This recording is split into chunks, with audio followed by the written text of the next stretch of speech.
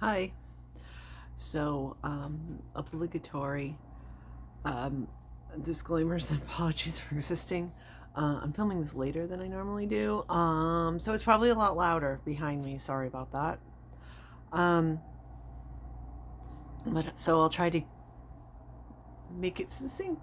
Haha. Never happens, so that you don't have to listen to what I hear. Um, anyway, so the topic for this week is what happens when everything changes. Has absolutely everything changed in my life? No, but a lot of things seem to be being impacted, let's call it that. And a lot of things are being impacted for other people um, in my life. Um, Things that I'm just like, whoa, that's happening. A lot is happening, and a lot is happening fast. People with avoidant personality disorder, they don't really know what causes it. Um, but what I suspect is um, an issue with resilience because we have extra sticky neural pathways. They assume it's a genetic something or other that gives you a predisposition for it, and then also you need a trigger or something to set it off. Um, in other words, you need to have ongoing long-term abuse. Because like I've also been diagnosed with CPTSD, which is complex PTSD, which is, I don't know, there's somebody that's made something up online for that. What it really means is usually PTSD is one big, massive trigger, like massive trauma that causes you to just not um, be able to function properly afterward. CPTSD means that it's a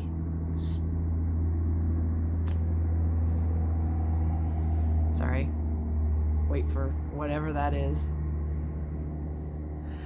Now you see why I film when I film. Anyway, complex PTSD means there's a whole series of gnarly triggers, and they build up over time, and eventually, you've got this reaction whenever a certain relatively normal life event happens, um, and you go downhill.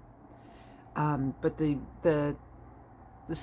sticky neural pathways, again, I'm sort of repeating myself a lot, but that's why I believe, ooh, I'm already losing my voice, and why I believe that CBT doesn't work very well for people with avoidant personality disorder, because we don't replace thought patterns. Can't speak in any way, shape, or form today. Very distracted by the noise. I'm sorry. We don't replace our thought patterns. We add to them.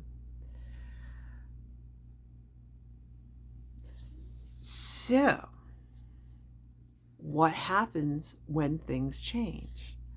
And this is your reaction. Your reaction is to have the old thoughts and the new thoughts. First of all, you're basically living in two different spaces at the same time. It's super common for people who, like, for instance, say you're trying to get a new job and you have been going through the process of interviewing, and then you have the job. Well, you should have the interview stress drop. That doesn't usually happen. You usually hold on to it. And so then you have the new stress of the job and the people and everything else. And also you're still coping with the stress that you put up with interviewing for the job. The other thing is that you might have, I don't know exactly the term, basically anniversary triggers. Like I'm having one right now. I'm having both remembering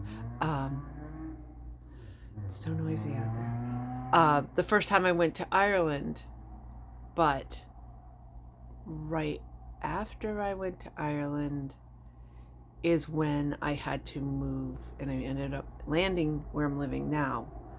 But in the interim, there was basically no place available to rent, and people were very skittish after the pandemic.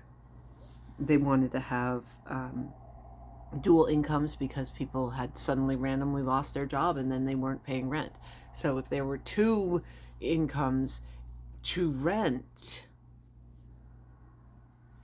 so they basically wanted everybody to double up. They wanted people who would be eligible to rent as a single with their job, but two of them. So like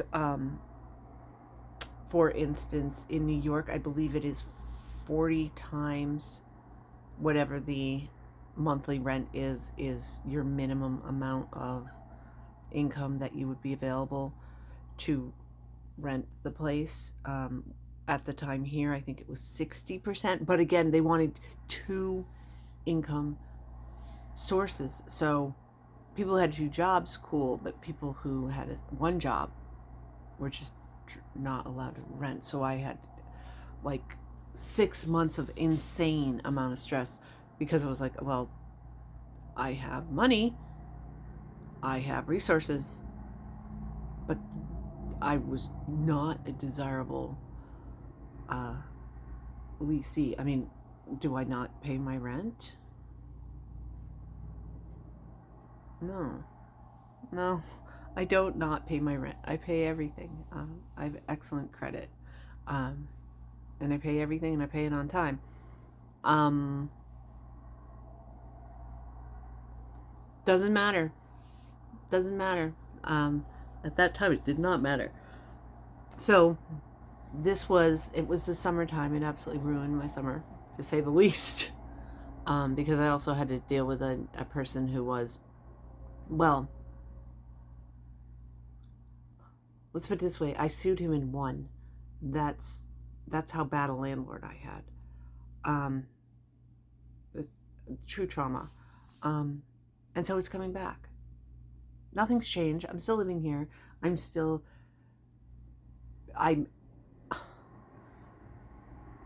But this is what happens. It never goes away. So I've lived here for 4 years. It's completely stable. They're real happy with me. There's no problem whatsoever. I almost never hear from my landlord. Like, ever. But most days, I'm opening my email expecting to hear something about my living situation. That's what happens when things change. It just never goes away. Now, so as far as if it's something new that's changing. So again, I overshare on these vlogs, whatever. I'm going through some medical issues because guess what? I'm getting older. And I mean, they're kind of normal. The thing is that, again, having avoidant personality disorder, I'm always last. I don't take care of myself. I'm aware of things, and then all of a sudden, it's just like, say you're going to try to get a new job, you're going to have a relationship, you're going to, anything. It gets to a point where it's so negative that, like, okay, you just got to pull the trigger and do it. And that's what I did. And now I'm like, so I had a few medical issues that are conundrums. Frankly, it's not like, oh, I have a cold. These are ongoing things. I mean, the issue is right now, no big deal. The issue is I'm getting older, and if they're going to continue to get worse, it's going to be a problem. So I need to nip these all in the bud. It's all happening at once. So this week I was 3 days in a row, bang, bang, bang, going to different doctors, brand new doctors, brand new people, brand new offices, brand new everything, no idea what's going on. Like, I am not paying attention. Like, I'm having testing done, and that's just like, I'm not even asking a question. I'm just like, okay, yep, do the test. This is what I'm required to do. Okay, suck it up, do the test. I don't even know what they're for. Just because I want to get it done and over with. Somebody asked me, is this what it is? Is this what it's for? I'm like, I know what I had to do, and no, I have no idea what it's for. Is that irresponsible? Yes, but I'm also massively overwhelmed. Um, and of course, none of them got resolved. They're all getting follow-ups. And I mean, it's not, I mean, obviously I'm here. It's no big deal. But again, in 20 years, this might be the type of thing that makes me incapable of living by myself. And that would be a problem. Because, I mean, that would be a change that I can't even imagine. Like, I really, truly, I cannot imagine being in a, you know, medical care type situation. That's like how, I mean, that's years down the road, but you got to keep on top of it. You got to prevent that from happening. So that sort of thing. I think everybody is going through some sort of financial upheaval at this point. Except maybe like professional YouTubers. Because they can just keep going and people just keep watching in this. I mean, they're getting a little bit less, but they're still making money. But things are changing rapidly as far as like financial things for people. That sort of same thing. To go in and be shocked every time. Like I don't know why. I do know why. Again, you know, I feel very strongly that I have to be able to like physically get out and can't be stuck anywhere. Because of a lot of things that happen in my background. Was I ever jailed? No. Was I ever like truly a captive? No. Have I felt like that? All my life. So I've got to get gone. So I just have this thing. I can't get the gas in my car under half a tank. It just drives me completely bonkers. I am putting gas in my car all the time. It's completely nuts. I admit it, that like it goes down a quarter tank and I put gas in my car. So I have been following the gas prices like religiously, and people are like, I don't know, I don't care. And I'm like, oh my God, I know exactly how much the gas costs. I'm following this because, again, the extra sticky neural pathways, it's not like I'm remembering exactly what the cost was, but I'm like super aware of the change. I mean, I should be aware of everything like that, but that sort of thing, I mean, it's just, things are changing, and it's not like there's this, the stress of needing the change, the stress of the change itself and going through the change, and then there's the stress of like acclimating to the new change. It compounds when you have avoidant personality disorder. It doesn't go away. It just sticks around.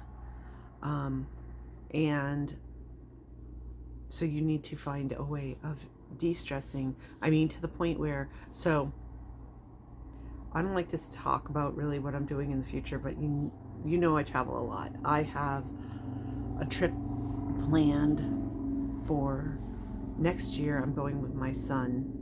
Maybe, who knows? He keeps trying. He's very flip-floppy also. That's a little stressful. Whatever. I figured out how to deal with it if he comes, or if he doesn't come, it's going to be fine either way. But as of right now, I'm planning to go with a trip to my son to Japan. I was never really interested in Japan. Everybody that's gone there has said it's the most amazing, life-changing experience, and they loved it. I actually was more wanting to go to China, but that is really not happening in our political world. Um, Whatever, that'll be my seventh continent. I mean, I really travel.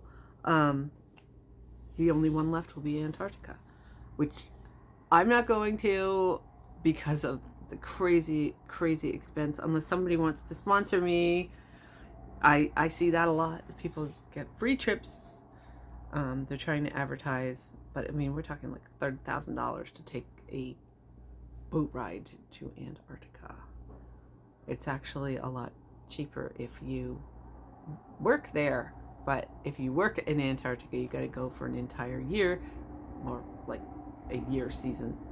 So the entire winter, because once you get down there, you can't come back, and then you're stuck. And guess what? I don't like. So that's not happening, most likely. So I think that my world travels will be basically completed at that point. But so I mean, this is something that should be like massively exciting, and working out. And my son has this crazy idea. He wants to go to this one place in Seoul, and he's like, okay, so after we do Japan, we're going to plan another trip back. And I'm like, dude, we're gonna be in Japan. It's the equivalent of like flying from, I don't know, I think it's like 2 hours. So say New York to Chicago. While we're there, why don't you take a day and go to Seoul? You want to go to this one thing, fly down to Seoul, fly back that day. You don't even need to get another hotel room in Seoul and figure that out. You can stay at the same place in Tokyo that we're going to be at.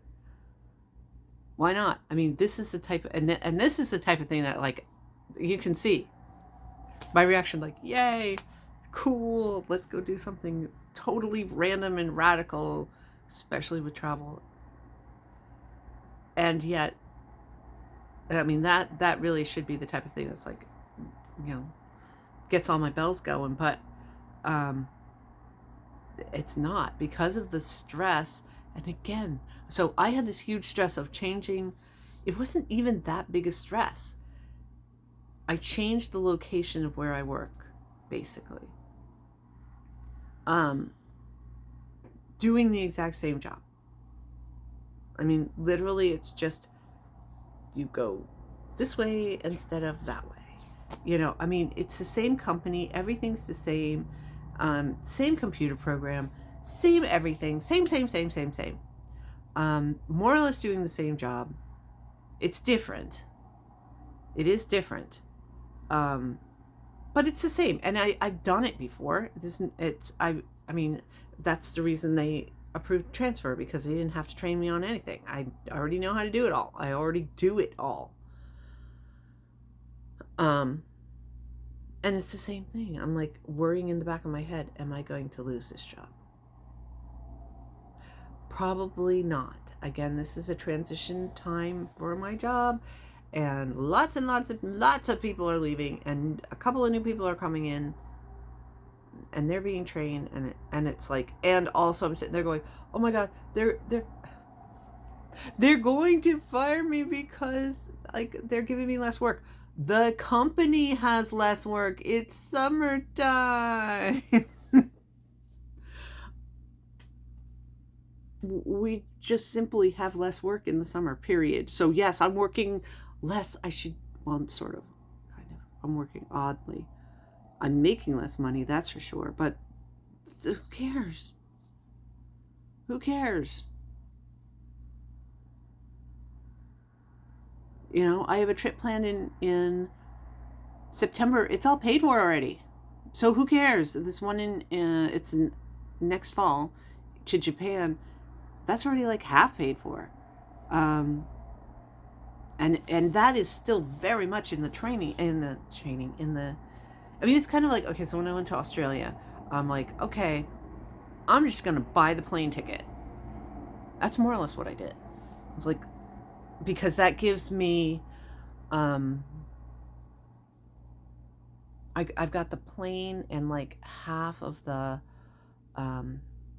So the travel and half of the hotels are set right now, but nothing else is set. I mean, that's what I did when I went to Australia, so that then I would have like, and it was a good year.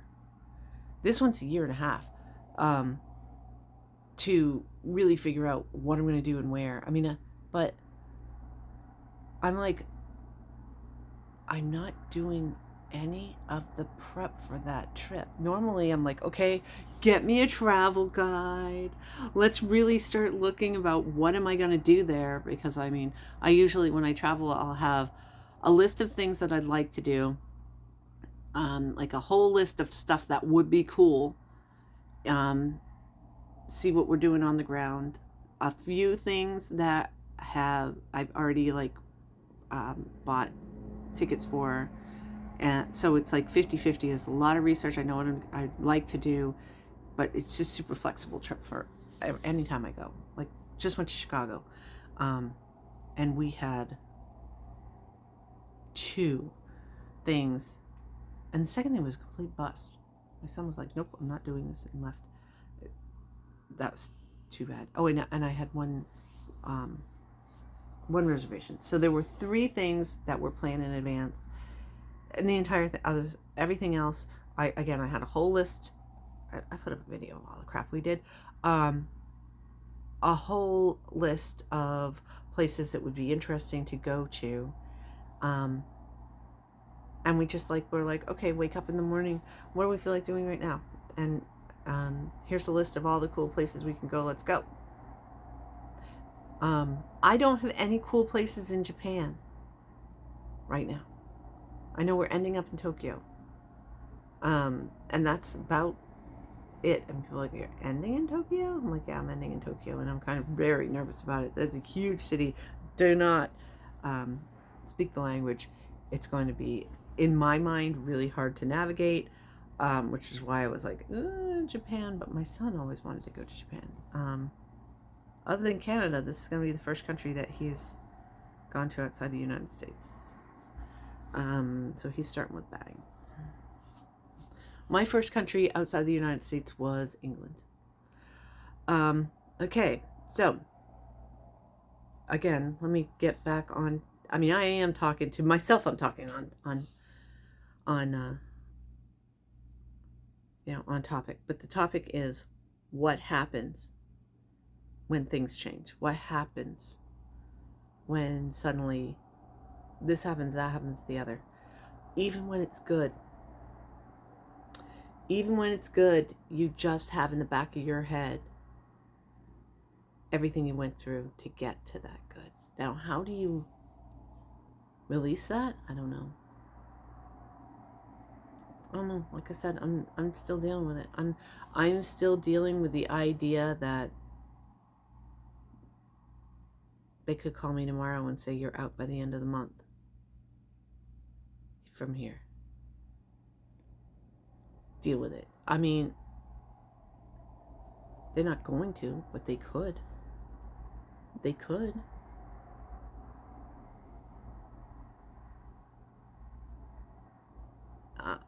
Things happen. Things happen. You know, my life could be like it was earlier this week, which I'm going to doctor's appointments every single day. That was my mother's life at the end. Unlikely. I mean, what I've been doing is planning a way to not have to live like that.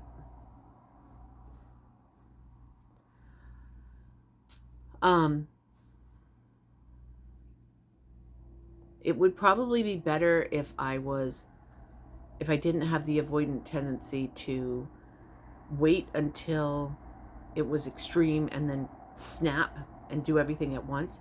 It probably would have been better for me to do like, okay, take this month to do this, and this month to do this, and this month, instead of all at once. I mean, I'm going to get some answers, maybe. Maybe I'm just older. Maybe it's just normal. What happens when I get the answers? Am I going to go, oh, that's a relief, good, done up? Probably not. Probably that it's going to stick with me. Um, so the thing is, again, I feel like I'm really repetitive in these videos, but this is the advice. This is what you do. You pay attention. You recognize where things are coming from. Is this an organic reaction to stress that is directly in front of you? Or is this reacting to residual stress that's already in the past? If it is that you are, reacting to past stresses, past changes, past needs to change, past whatever, again, first, acknowledge it, find out what's going on. Second is to give yourself a break about it, because immediately you want to criticize yourself and say, well, why am I still worrying about this, whatever. Third is, if there's anything you can do to change it. If. Probably not. I mean,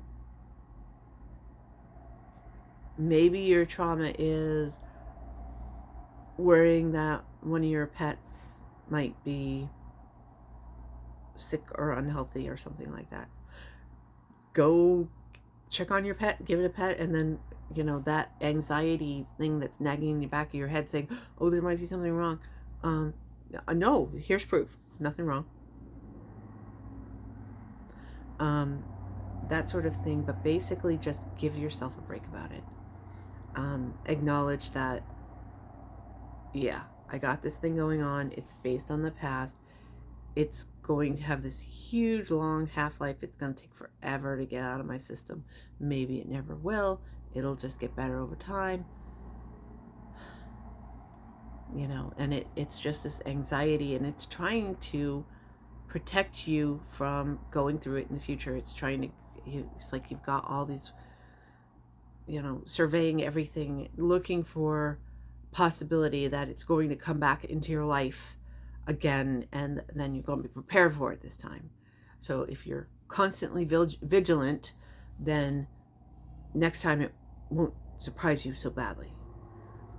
This is what it is. This is what avoidant personality disorder is. It's trying to protect you from having to go through what you went through in the past, and it's remembering for you. That's why you've got these extra sticky neural pathways. It's going to remember everything and keep it there. You might not be right at the surface memory, but deep in your memory, it's remembering all this stuff on purpose, so that if you come across it again, you'll be aware of it. You'll know how to deal with it. You'll be able to get yourself out of the situation. Maybe you can prevent yourself from having whatever experience you had in the past. And that sucks, because 99% of the time, once you're away from the people who are abusing you, you're not going to ever experience that again. It's possible that you could do that fabulous little trick where you marry somebody that's just like one of your parents. That happens. It's possible. Unlikely. You're avoidant. You're unlikely to get married at all. But, that's possible, but unlikely. And really unlikely, because you've got this thing going in the back of your head saying, watch out for this, watch out for everything, watch out, just go be by yourself, away from people, don't have any interactions with people, they're not safe. But yeah, that's what happens. The stress continues, and you'll just keep reacting, unless you acknowledge it. This is DBT training, by the way. If you've a dialectical behavioral training will teach you how step by step to do this, that you have a thought, realize you're having a thought, acknowledge the thought, go, yep, that's a thought. Is it happening right now? Nope. Cool. Okay, then just let it go. It takes a little while to do that, but that's basically the only way to do with it is, you know, unfortunately being aware that the stress lingers, but recognizing this is past stress. It's cool. It's cool. Everything's cool. It's not happening now. It's gonna be fine. All good. And move on. And it's not gonna go away. And that's right. It gets better over time. You get used to it, you recognize it, and so you can sort of, not be so stressed out by it. It's like, oh yeah, that again. Okay, cool. Yeah, there you are. Okay, bye.